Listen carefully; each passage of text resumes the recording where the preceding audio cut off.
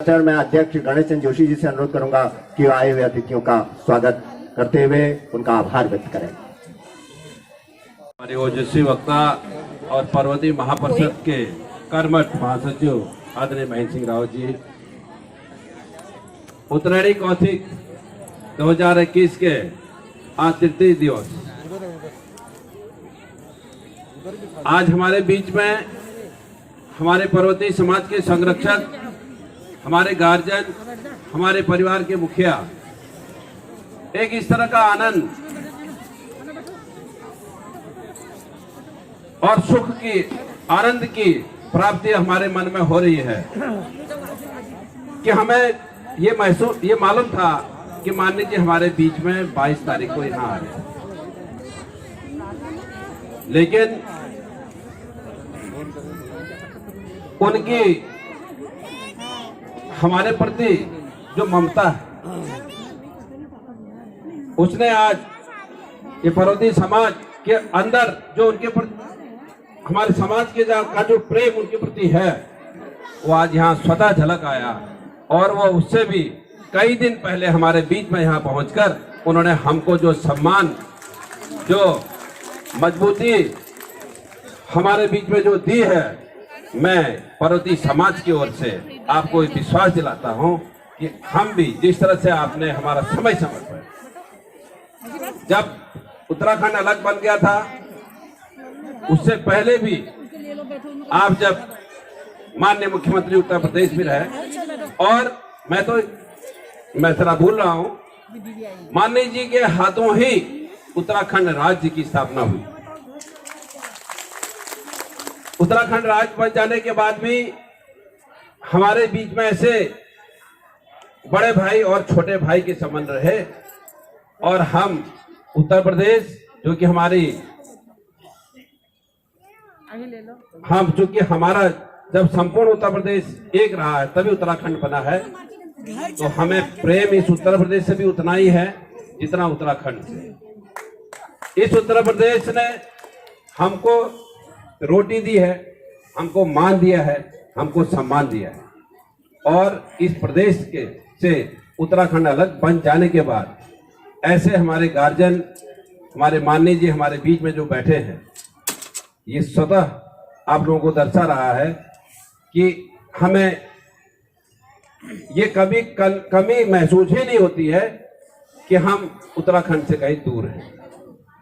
मैं सिर्फ उत्तर प्रदेश की बात नहीं कर रहा हूं, मैं जब भी कहीं बाहर भी जाता हूं, चाहे मैं मुंबई जाता हूं, दिल्ली जाता हूं, गुजरात जाता हूं, कहीं भी जाता हूं, वहां के प्रवासी भाई भी हमारी तारीफ करते हैं। अरे साहब, आपके यहाँ तो माननीय गृह मंत्री जी, माननीय पहले गृह मंत्री हमारे माननीय जी रहे हैं, अब रक्षा मंत्री के भी रूप में हैं, आप लोगों को क्या तकलीफ, आप तो बड़े भाग्यशाली हैं। हमारा सीना चौड़ा हो जाता है, मुझे लगता है। और वाकई मैंने उस बात को महसूस किया है। हमारी चाहे जो भी समस्या रही हो, वो चाहे रेल की समस्या थी, बड़ी विकट समस्या थी,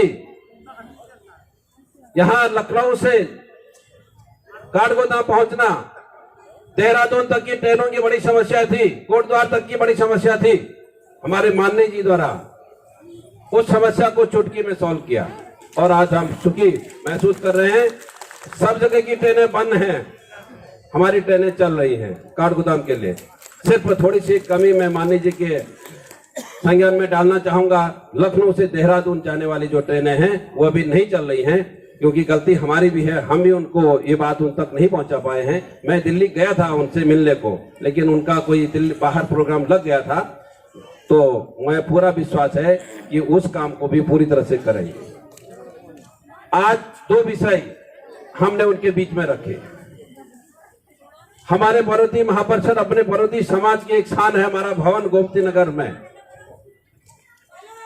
वहां पर वो भवन हमारा थोड़ी सी उसमें कमी रह गई है, और हमारा सौभाग्य है कि आपकी सांसद निधि से ही उसकी नींव रखी गई थी। आज भी अगर उसमें बड़ा सा पत्थर लगा है तो हमारे माननीय जी के नाम का ही रखा है। उसके लिए उन्होंने स्वतः ही, मैं अभी बात कर रहा था, मैंने तो 30 लाख कहा था, हमारे महामंत्री जी ने 20 लाख कह दिया। मुझे मालूम है हमको अगर 50 लाख की भी जरूरत पड़ेगी तो हमारे माननीय जी के कोई उसमें कमी नहीं रहेगी। और एक भाषा से संबंधित हमने एक पत्र उनको दिया है और मुझे वो विश्वास है कि आपके द्वारा उस चीज को भी पूरी तरह से अपने संज्ञान में लेके, और हम जानते हैं अगर कोई भी काम अगर पूर्ण होना है तो आपके कर कमलों से ही होना है। उसी कड़ी में हमारे बीच में हमारे परिवार के सदस्य भाई ब्रजेश पाठक जी, माननीय मंत्री भारत सरकार, मेरे उत्तर प्रदेश सरकार, और मैं तो चाहता हूं कि मेरे मां से पानी निकल रही हो, भारत सरकार में भी केंद्रीय मंत्री रहे और आगे जाएंगे, क्योंकि पर्वतीय समाज को जिसने अपना माना है तो उस पर उस देवभूमि की भी कृपा रही है। उन्होंने भी लखनऊ में जब भी हमको कोई आवश्यकता पड़ती है, हम ये मेला जब शुरू करने की हमने ठानी थी, हिम्मत नहीं पड़ी। एक तो कोरोना का डर, दूसरा बहुत सारी चीजें, हमारे तमाम लोग आयोजन जो करते हैं उनको मालूम है धन की कितनी दिक्कत होती है। हम माननीय जी के पास गए, भाई ब्रजेश पाठक जी के पास। कई जगह होता है कि मंत्रीगणों के घर में जाओ तो झिझक होती है, हम उनके घर में ऐसे हो जाते हैं जैसे हमारे घर हो, और ऐसे अंदर बैठते जाते हैं, शायद हम आपकी किचन तक में भी जो है वहां से जो भी बना हुआ उसको खा के चले आते हैं। तो ऐसे हमारे मंत्री जी, उन्होंने जो हमको सहारा दिया, सिर्फ धन से ही नहीं, जब भी कोई हमको चाहे शासन प्रशासन से कोई जरूरत, मैं ये बताना चाहूंगा, हमारा पर्वतीय समाज पूरे साल भर आपका इंतजार करता है। जैसे हमारे उत्तरायणी का इंतजार करता है, वैसे आपकी उपस्थिति का भी इंतजार करता है। आपके हम फोटो वीडियो, हम टीवी पर न्यूज पर आपकी फोटो देखते हैं, लेकिन हमारा समाज आपको एक बार अपने बीच में जरूर देखना चाहता है।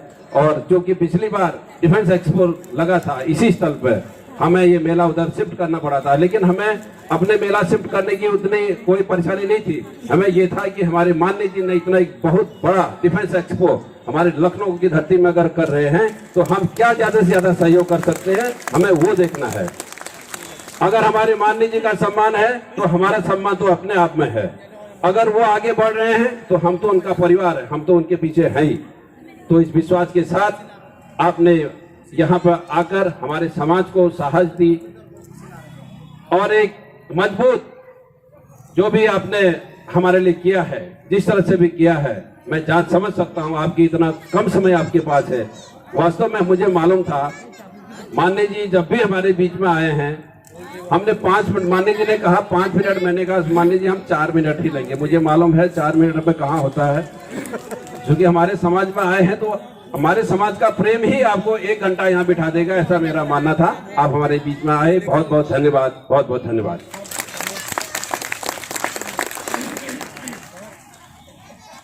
पुनः आभार व्यक्त करते हैं मुख्य अतिथि महोदय का और अन्य गणमान्य जनों का, जिन्होंने इस कार्यक्रम में पहुंच करके पर्वतीय समाज को गौरवान्वित किया, आशान्वित किया एक उज्जवल भविष्य के लिए। और आज बहुत सारे बातें यहाँ पर हुई, बहुत सारा मार्गदर्शन हमें प्राप्त हुआ माननीय मुख्य अतिथि महोदय का।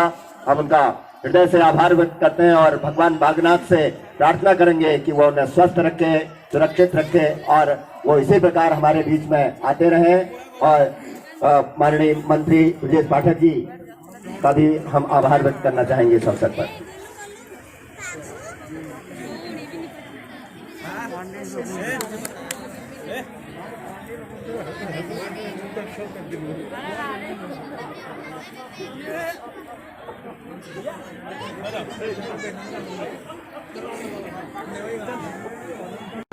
अभिनंदन करें तालियों से और उनकी उपस्थिति के लिए धन्यवाद ज्ञापित करते हुए सांस्कृतिक बेला को आगे बढ़ाएंगे सुरेंद्र राजेश्वरी और श्री सुंदर पाल सिंह दुष्ट जी।